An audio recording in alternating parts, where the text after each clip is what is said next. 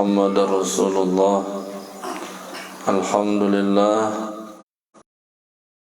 Assalamu ala Sayyidina Rasulillah wa ala alihi wa man tabi'ahu ila yaumil qiyamah. Rabbi shrah li sadri wa yassir li amri wahlul 'uqdatam min lisani yafqahu qawli. Ilahi anta maqsudi mahabbataka wa ma'rifataka. Liridallah ta'ala al-Fatihah. A'udzu billahi minasyaitonir rajim. Bismillahirrahmanirrahim. Alhamdulillahi rabbil alamin arrahmanir rahim. Iyyaka na'budu wa iyyaka nasta'in. Alladzina an'amta 'alaihim. Al-Fatihah. Bismillahirrahmanirrahim. Iyyaka na'budu wa iyyaka nasta'in.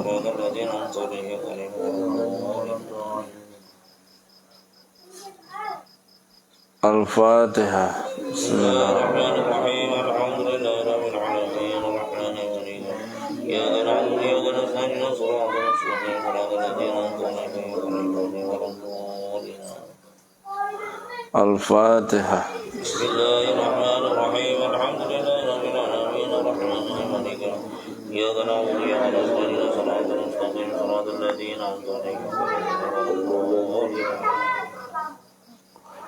Al-Fatihah. Bismillahirrahmanirrahim. Alhamdulillahi rabbil alamin arrahmanir rahim. Iyyaka na'budu wa iyyaka nasta'in. Shiratal mustaqim shiratal ladzina an'amta 'alaihim.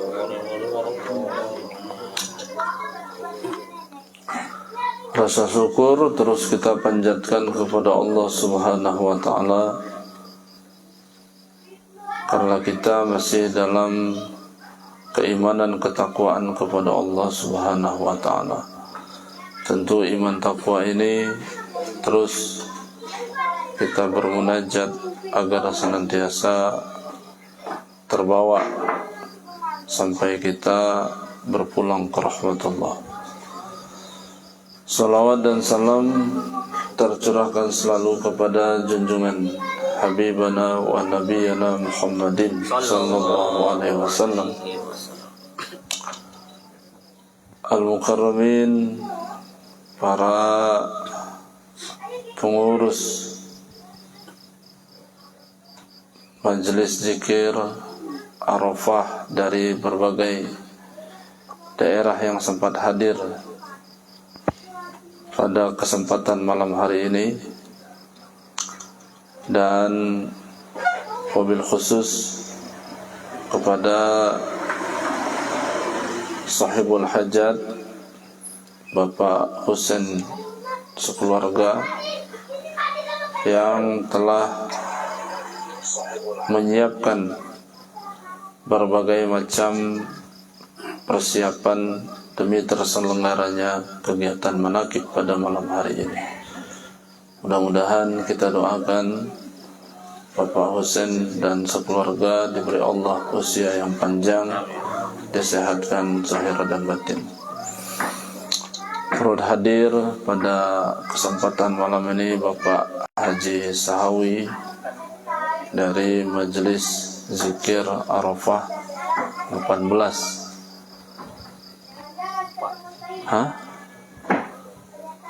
Kemudian Bapak Mustaqim dari Majelis Zikir Arafah 4 ya. Dan seluruh hadirin ikhwan akhwat yang semuanya dimuliakan Allah Subhanahu wa taala.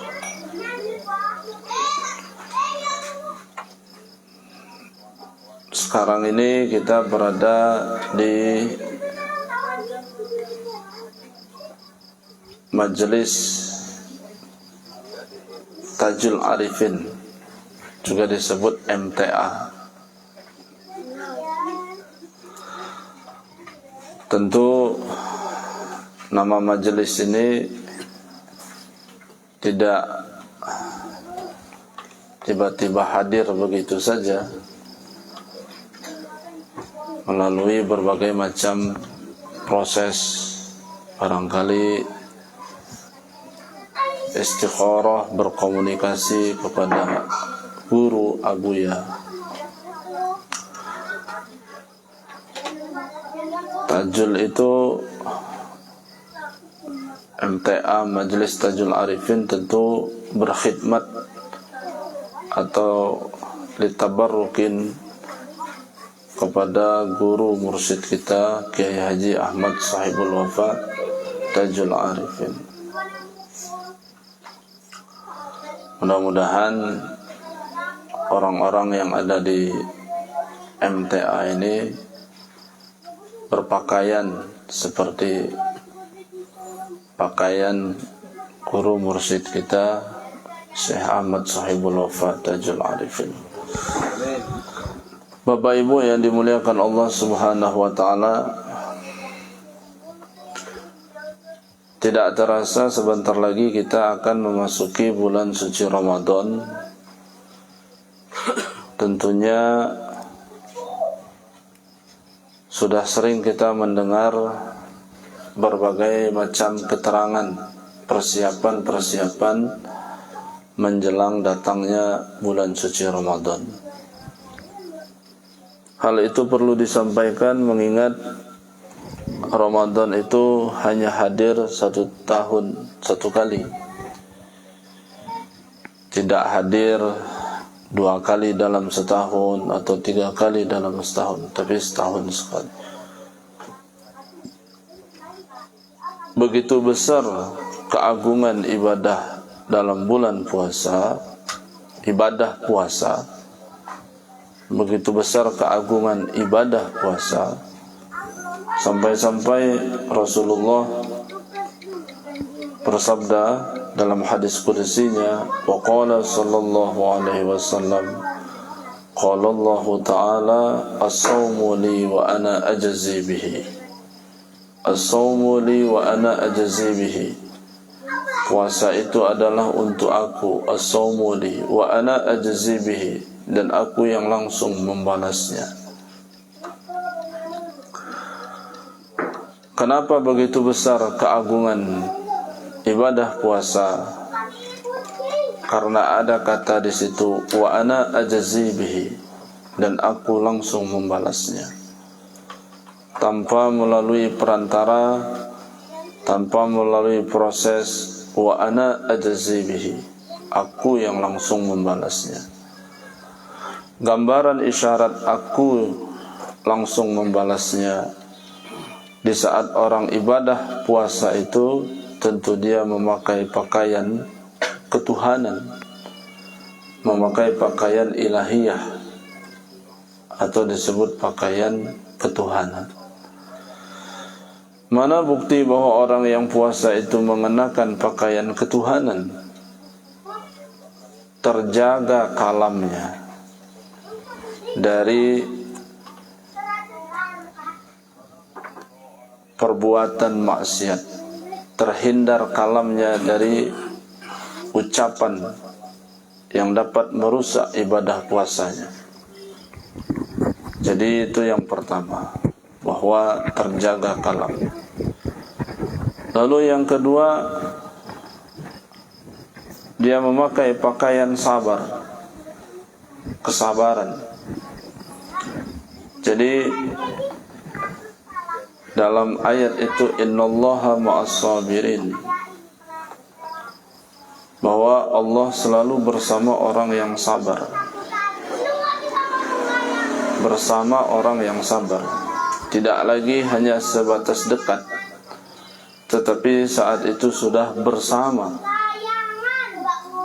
Ketika orang sudah seseorang sudah saling bersama, maka dia sudah tiada jarak lagi, namanya bersama. Nah, indikasi-indikasi orang yang bersama itu adalah memakai pakaian ketuhanan. Isyarah memakai pakaian ketuhanan itu, isyarat memakai pakaian ketuhanan itu diisyaratkan ketika hari raya Idul Fitri. Coba perhatikan di hari raya Idul Fitri itu, orang-orang yang berada pada hari raya Idul Fitri, yang dia benar-benar menjalankan ibadah puasa, itu dirinya dihiasi dengan pakaian ilahiyah, pakaian ketuhanan. Antara lain pakaian ilahiyah yang dia hiasi, yang Allah hiasi pada kekasih pada hambanya, tercermin kepada sifat Al-Ghaffar. Apa sifat Al-Ghaffar itu? Al-Ghaffar itu sifat Allah, bahwa Allah mudah mengampuni dosa hambanya. Ketika Al-Ghaffar itu hadir pada diri, maka senang kita memaafkan kesalahan orang lain. Rasa-rasanya ada beda memaafkan di luar puasa dengan setelah ibadah puasa di hari raya. Belum orang mengatakan minta maaf, dengan ringan lisan kita ini memaafkan kesalahan orang lain. Kenapa? Karena di saat itu dia memakai pakaian ilahiyah, memakai pakaian ketuhanan. Apa pakaian ketuhanan itu? Antara lain adalah Al-Ghaffar.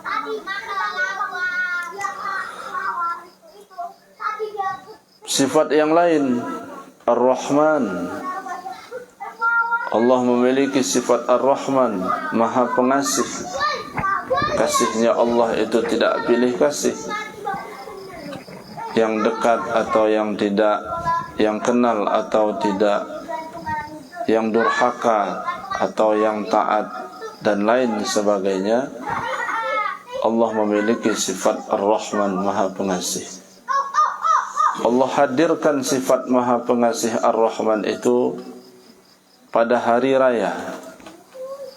Meskipun pada dasarnya enggak mesti hari raya saja, tetapi ada perbedaan di hari itu. Diindikasikan sifat Ar-Rahman itu hadir pada diri kita. Kita senang bersedekah, baik pada bulan puasa maupun setelah ibadah puasa Ramadan. Kita senang memberi, mungkin seala kadarnya, entah hanya sebatas makanan, entah hanya sebatas minuman. Terpikir kita mau membelikan pakaian untuk famili, untuk sahabat dan lain sebagainya. Terlepas dari itu semua, besar atau kecil, seperti terserah apa saja, apapun bentuknya, tetapi sifat itu hadir pada diri kita, yaitu senang memberi meskipun hanya semampunya. Lalu ada lagi sifat Ar-Rahim. Ar-Rahim itu artinya apa? Allah memiliki sifat Maha Penyayang. Allah hadirkan juga sifat Ar-Rahim itu di hari raya Idul Fitri. Maka hari raya Idul Fitri itu merupakan gambaran seseorang yang bersama Allah. Jadi hari raya Idul Fitri itu penampilan hamba di hari raya Idul Fitri, sifat yang hamba tampilkan di hari raya Idul Fitri, itu Allah tampilkan. Begitulah sejatinya orang yang beridul fitri.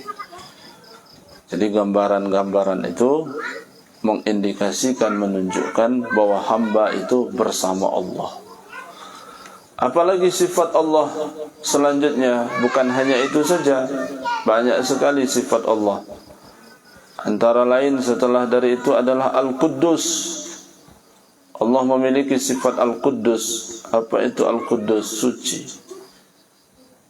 Kita ingin ibadah kita ini dalam keadaan suci. Kita ingin pakaian ini suci. Kita ingin badan ini suci. Kita ingin tempat suci. Bukan hanya sebatas zat, tetapi sifatnya juga kita ingin suci. Mulai berpikir,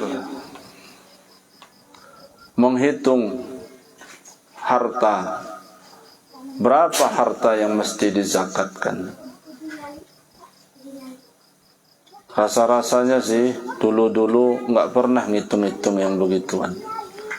Umpama sudah mulai terpikirkan menghitung-hitung, barangkali sudah khawatir, timbul ketakutan, rasa takut jangan sampai darah anak ini tercampur dengan harta syubhat, jangan sampai darah cucung ini tercampur dengan harta syubhat, jangan sampai keluarga ini tercampur dengan makanan-makanan syubhat. Berpikir akhirnya bagaimana mensucikan harta dengan berzakat. Artinya hadirnya keinginan untuk menunaikan ibadah zakat itu merupakan bahagian dari sifat Al-Quddus. Apalagi sifat Allah yang lainnya, Al-Wasi'. Allah memiliki sifat yang maha luas. Kita ini juga harus berpikir secara luas, memiliki hati yang lapang, dan lain sebagainya. Itu semua artinya apa?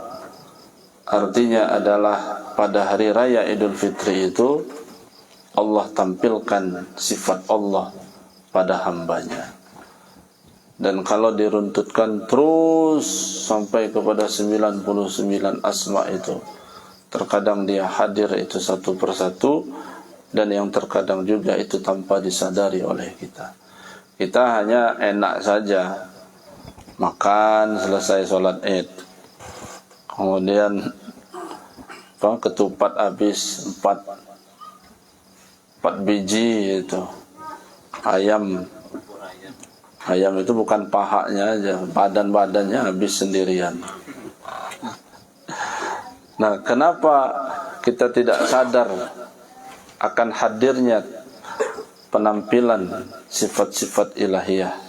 Lagi-lagi di saat itu karena kita berbagai macam keterbatasan, terbatas pengetahuan kita akan itu, terbatas rahasia kita akan itu, dan yang lebih hebat lagi adalah keterbatasan cahaya diri menangkap cahaya ilahi. Ikhwan akhwat rahimakumullah, itu yang pertama. Maka wa ana ajzi bihi, dan aku yang langsung membalasnya. Kalau yang sering kita dengar tamsilan dari Abuya, dari guru kita, umpama suami ibu-ibu yang ada di sini merantau ke luar negeri. Ini umpama ini. Lalu setiap bulan ibu ditransfer melebihi dari hidup layak di Bandar Lampung. Kira-kira senang apa sedih, Bu? Hah? Senang. 10 tahun nggak pernah macet transfernya. Nggak pernah. 10 tahun itu nggak pernah macet transfernya. Senang apa sedih? Senang.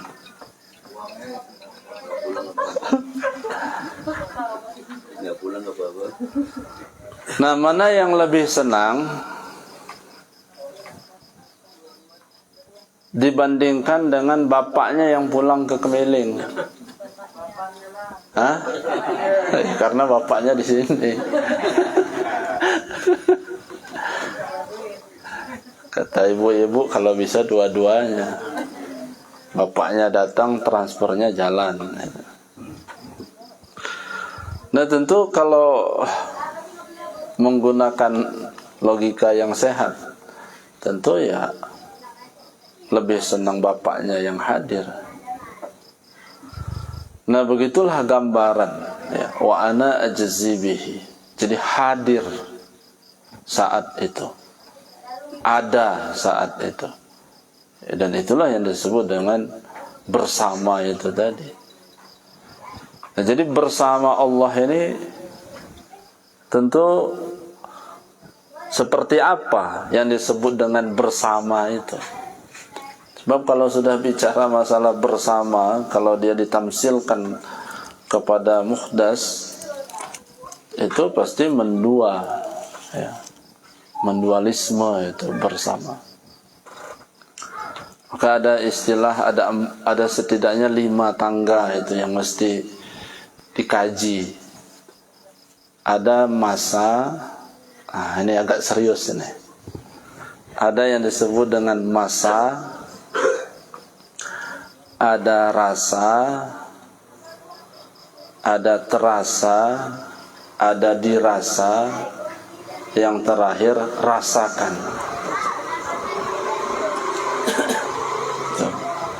Jadi yang pertama adalah masa. Kita ini memiliki masa yang lalu. Sebelum kita mengenal zikir, tentu tidak begini masa keadaan kita. Kalau dulu sholat itu ya capung mandi lah, loncat pulang gitu. Belum selesai sholat mukennah udah dilipat, belum selesai sholat sarung udah di lemari, belum selesai, saking hebatnya itu. Nah, lambat laun berubah setelah kita bertemu dengan zikir ini. Mau duduk, mau berzikir, mau berlama-lama. Itu kalau bukan karena hidayah, tentu tidak bisa seperti itu. Dan mungkin ya pasti juga kayaknya tahunya nisfu Sa'ban 100 rakaat ya setelah belajar zikir inilah.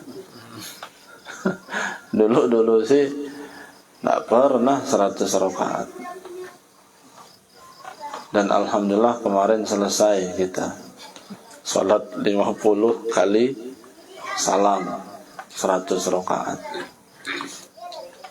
Rapi, sop depan, sop belakang, acak-acakan, banyak bolongnya. Kenapa? Rebutan berdiri di pintu, panas. Nah, tetapi itulah masa, ya. Jadi kita ini terus berada pada masa. Dan setiap orang yang dikatakan maju itu selalu ada perubahan. Indikator orang maju itu selalu ada perubahan. Hari ini kita mengamalkan hanya sebatas sekian kali, kemudian setahun kemudian dawam lagi kita melebihi dari batas minimal. Ditambah lagi ada sholat yang kita khususkan, khotamannya ditambah lagi, diperbanyak lagi. Bahkan sudah ada khotaman tam, umpama. Ya, di sini ada khotaman tam kan? Oh, belum. Nggak apa-apa, wacana dulu ya. Wacana itu kan bisa 10 tahun ya.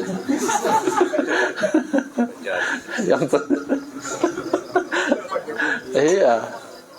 Ya nggak sesemudah itu kan.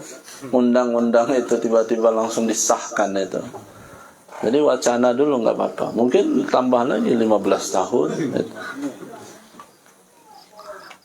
Nah, nggak apa-apa jarang tapi istiqomah itu.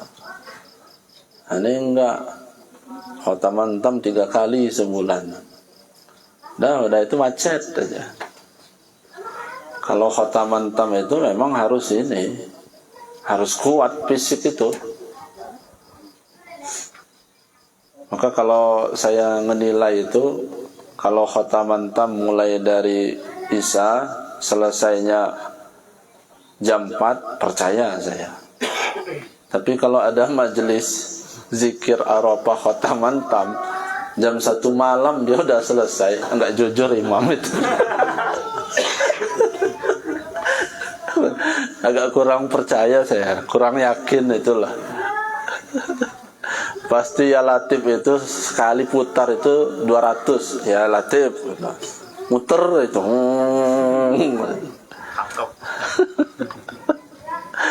Tapi kalau selesainya jam 3:30, jam 4 itu, yakin gitu. Tapi kalau jam 12:30 udah selesai, ini ada indikasi imam dengan makmum kompromi kayaknya.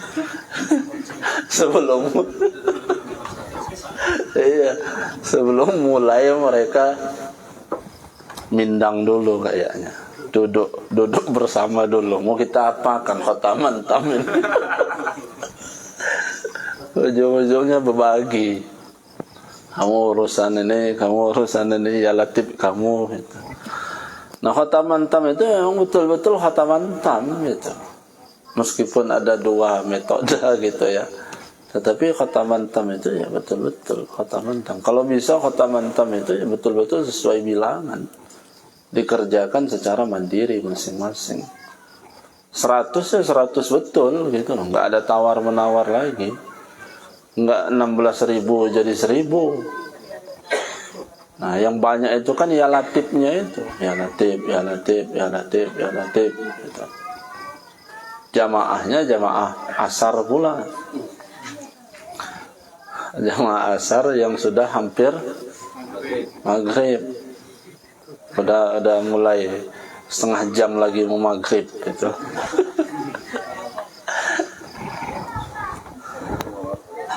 Nah, jadi kita memiliki masa masing-masing.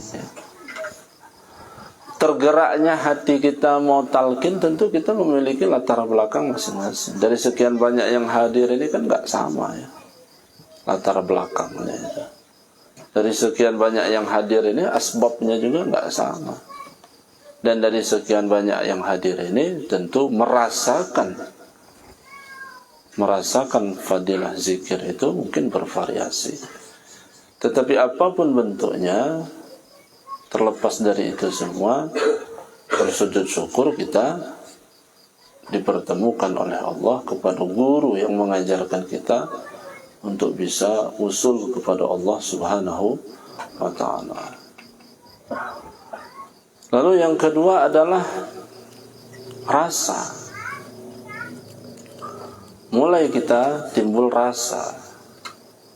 Mulai kita mengkaji yang disebut dengan ada khatir itu.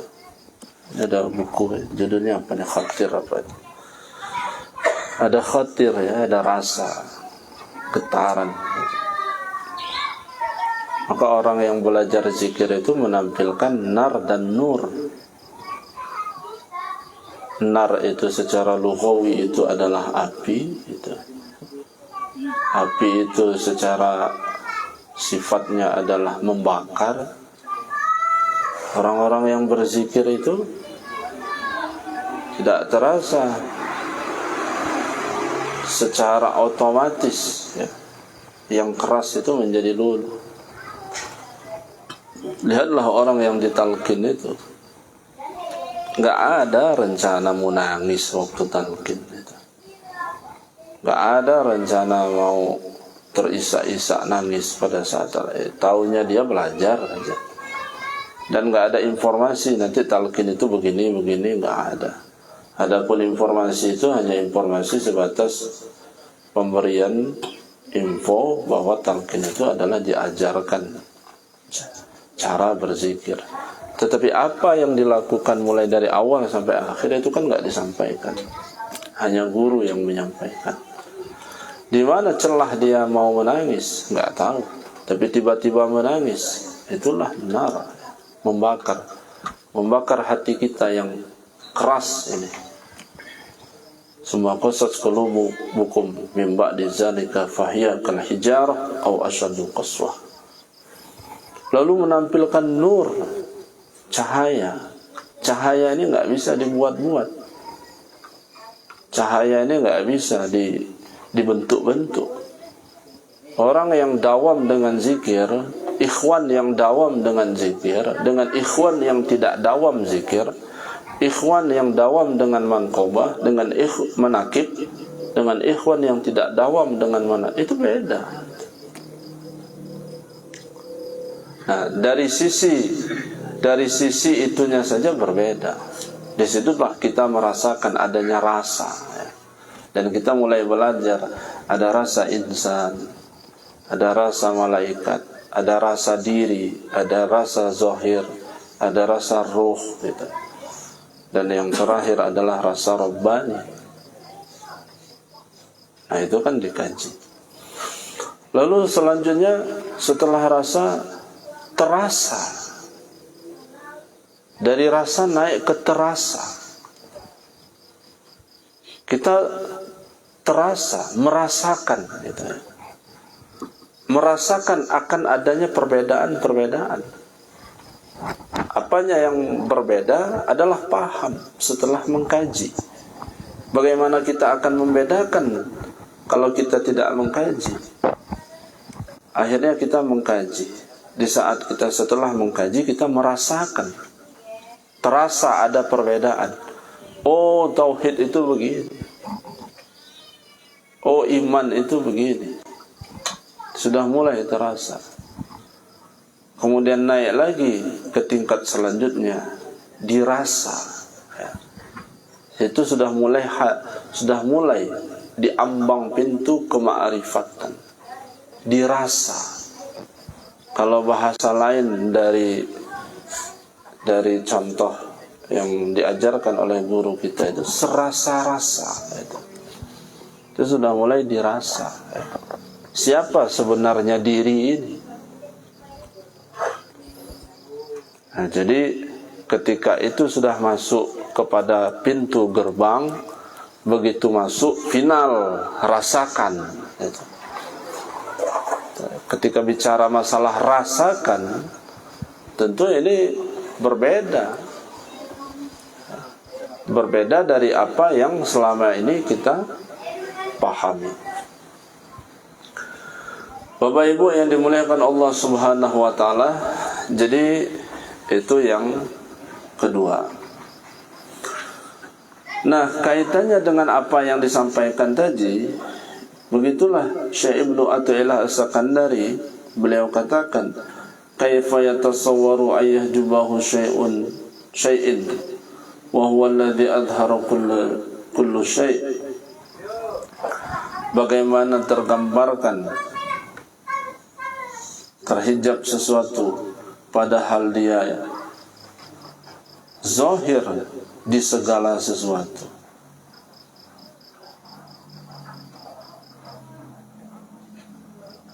Kaifa yatasawwaru ayyahjubahu syai'in wa huwa alladhi dhahara bi kulli syai'.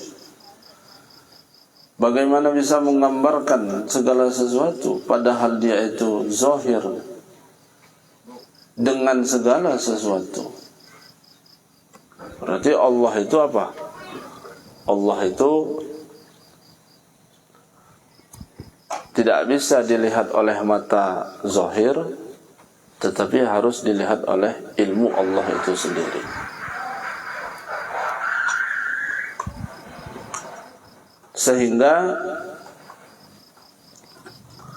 ketika kita mempelajari, itu disebut dengan ada istilah i'tiqad yang 9 itu tadi. Dalam tauhid itu ada yang disebut dengan i'tiqad 9. Tanazzahuhu ta'ala anil i'radi bi af'alihi wa ahkamihi. Bahwa Allah itu tidak mengambil manfaat dari hukum dan perbuatan yang Allah tetapkan. Nah, bagaimana supaya bisa, kembali lagi ke awal tadi, bagaimana supaya bisa masuk kepada bersama Allah itu tadi? Dan itulah yang digambarkan oleh Nabi kita Nabi Ibrahim dan Nabi Allah Ismail alaihis salam. Dan ini yang sering saya sampaikan untuk bisa menghadirkan itu ya, ridha Allah itu ya harus seperti Nabi Ibrahim dan Nabi Ismail. Jadi kalau dalam sejarah singkatnya, Nabi Ibrahim lama belum memiliki keturunan sekalinya punya keturunan, Allah uji itu Nabi Ibrahim. Dan ujian yang Allah berikan kepada Nabi Ibrahim itu tidak tanggung-tanggung. Apa ujiannya? Nabi Ibrahim diperintahkan untuk menyembelih Nabi Ismail alaihissalam. Nah, kemudian dibawalah anaknya yang bernama Ismail alaihissalam. Ketika Ismail itu dibawa, terjadi dialog, dan Allah abadikan itu dalam Al-Quran. Qala ya bunayya inni ara fil manami anni azbahuka. Nak, semalam ayah bermimpi, kata Nabi Ibrahim. Nak, semalam ayah bermimpi bahwa ayah diperintahkan untuk menyembelihmu. Nah, dialog itu penuh dengan apa? Penuh dengan keikhlasan.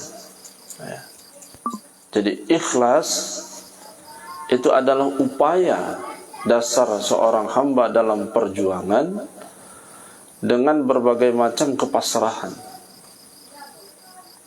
Kemudian dijawab oleh Nabi Ismail alaihissalam, qala ya abatif al-ma tu'mar satajiduni insya'allahu minas sabirin. Ayah, kata Nabi Ismail, kalau memang itu perintah Allah, lakukan. Satajiduni insya'allahu minas sabirin. Mudah-mudahan ananda termasuk orang-orang yang sabar. Tidak mempan pisau itu menyembelih leher Nabi Ismail. Kalau dalam bahasa fikihnya disebut itulah mukjizatnya Nabi Ismail, itulah mukjizatnya Nabi Ibrahim. Tapi kalau dalam ranah kaji tauhid, tidak lagi berhenti kepada muhdas, tidak lagi berhenti kepada makhluk, tapi dia langsung diteruskan kepada Qadim, diteruskan kepada Khaliq, diteruskan kepada Allah. Bukan pisaunya yang tumpul, bukan pula disebabkan karena mukjizat, tetapi lagi-lagi kudrah Allah di situ hadir, iradah Allah itu hadir.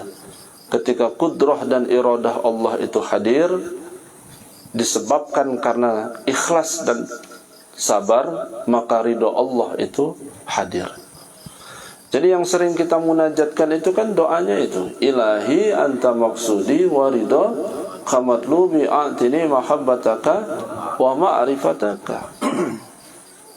Usahakan ikhwan ini itu bukan hanya sebatas menjadikan doa begitu saja ya.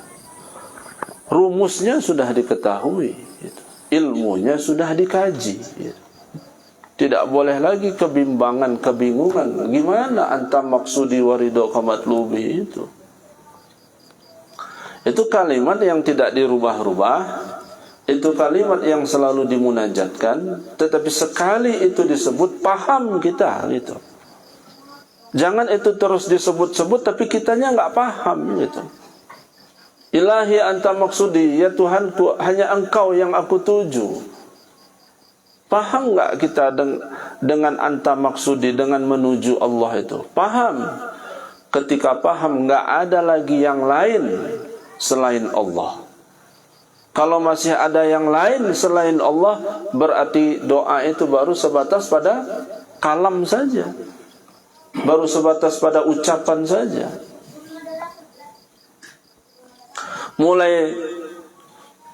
Mulai satu persatu kawan meninggalkan kita, sedih kita, berarti enggak ilahi anta maksudi itu. Mulai satu persatu kawan mencemoohkan kita, padahal duduk satu majelis, duduk satu pengajian, lama kita bergaul, di waktu-waktu tertentu ada karena salah dan khilaf, akhirnya putus kita, mutung kita, berarti enggak ilahi anta maksudi ya.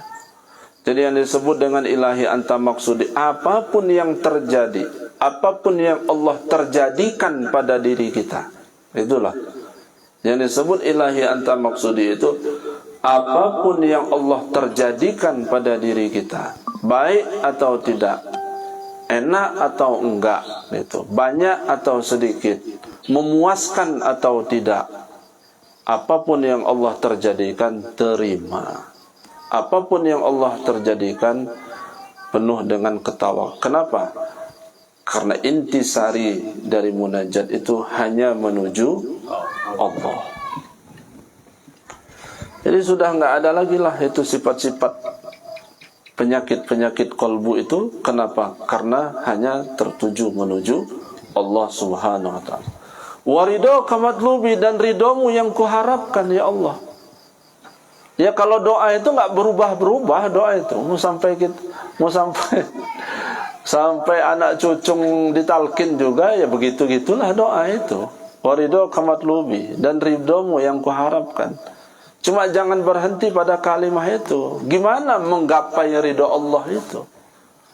Nah, rumus menggapai ridho Allah. Jadi ridho Allah itu sama dengan hadirnya Allah. Ketika Allah itu hadir, berarti dia bersama dengan hambanya. Ketika bersama dengan hambanya, rasakan saat itu. Nah, tentu yang merasakan ini yang ngaji gitu. Nah, kalau nggak ngaji ini susah ngerasakannya. Nah, maka ketika pisau itu tidak mampu menyembelih leher Nabi Allah Ismail alaihissalam, itu disebabkan karena Allah itu ridho. Nah, rumus ridho itu Nabi Ibrahim ikhlas menerima segala ketetapan Allah, Nabi Ismail sabar menerima atas keputusan Allah.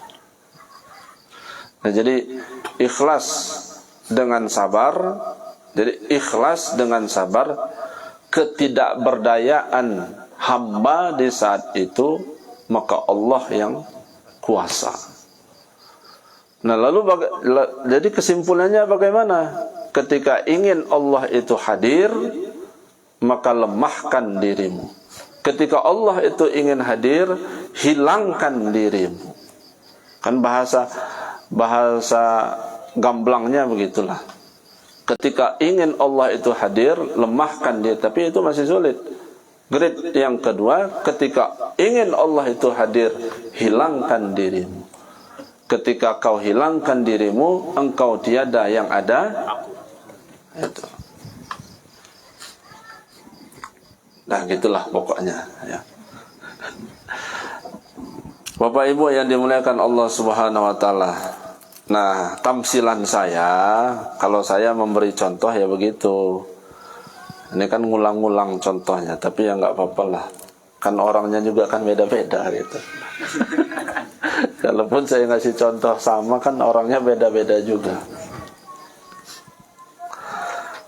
Nah, kalau seandainya suami ibu sakit, kalau sehari itu kan biasa-biasa aja.